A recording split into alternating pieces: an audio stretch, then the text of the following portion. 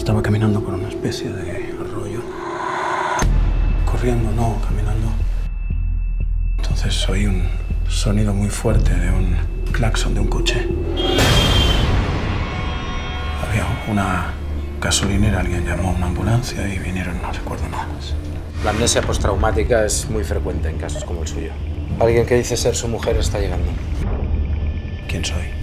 Juan Elías. No desapareciste solo. Nuestra sobrina desapareció contigo. Se ha filtrado que había restos de sangre de la joven en el asiento trasero del vehículo. Soy Heredia, tu socio, tu abogado y tu amigo, y no necesariamente por ese orden. Ha desaparecido la hija del rector de la Universidad Autónoma. Les contrato porque quiero encontrar a mi hija. Necesito ayuda. Me van a matar. Por favor. ¿Y le cree capaz de atacar a su propia sobrina? No tengo ninguna duda. La chica realizó una llamada de auxilio mientras la perseguían. Es el principal sospechoso. Alegará amnesia. ¡Ana! Fui su alumna y su amante. ¿Crees que Elías es culpable? Creo que Elías sabe dónde está Ana.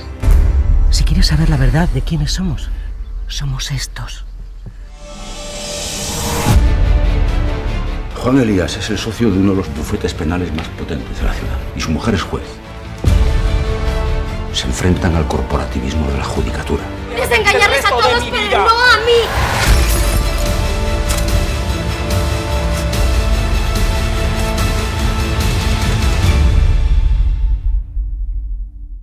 Sé que no estás amnésico. Sé quién eres.